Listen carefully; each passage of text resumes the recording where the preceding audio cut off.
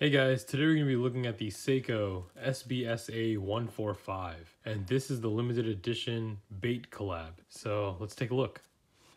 And here's a plain white outer box with a black Seiko logo. So a warranty card comes in one of these. Instructions manual right here. Comes in this white kind of wax paper. And here's the box. It's like an off-white color, and it says Seiko 5 and then bait. Limited edition right here, and the box feels pretty decent quality, especially for a Seiko 5.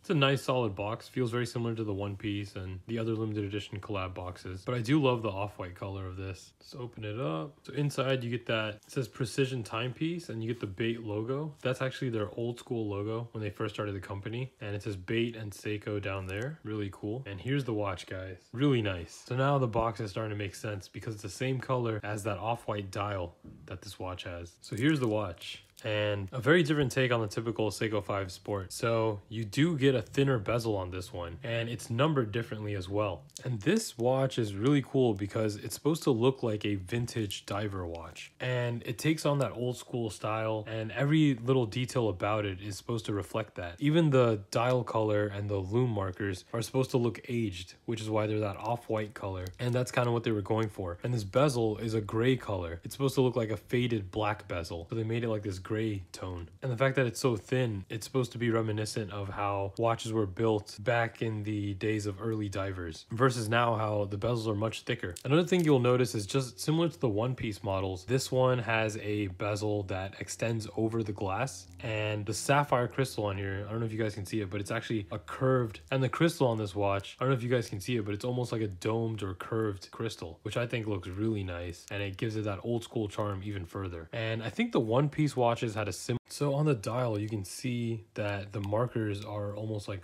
raised, and it has kind of like a 3D effect, and I think that looks really nice. The date window is actually in kanji, which I think is a cool touch, and you'll see on the dial it has that writing.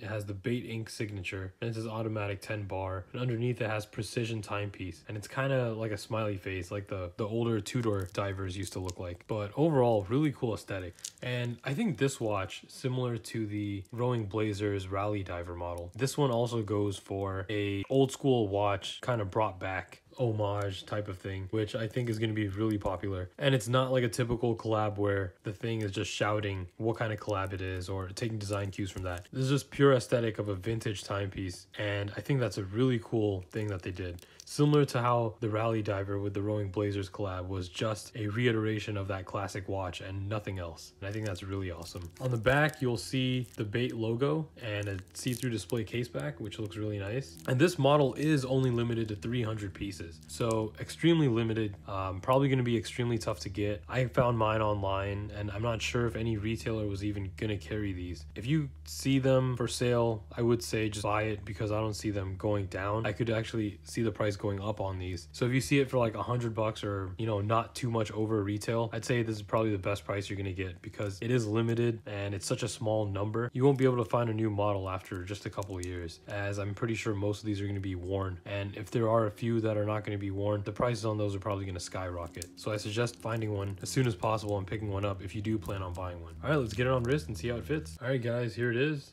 And I was kind of right about the dial color. Since it is such a light color, it does appear to be a little larger than the typical Seiko 5. And that's just all white dials and off-white dials. They tend to look like they're a larger size than they really are. It still looks like it's a good fit. I'm not going to say it looks too big. I'm just saying it will look larger than your typical Seiko 5 Sport because of such a light colored dial. It's a really unique color. I really like that. All right, guys, so let me know what you guys think. Let me know in the comments below. All right, see you guys next time.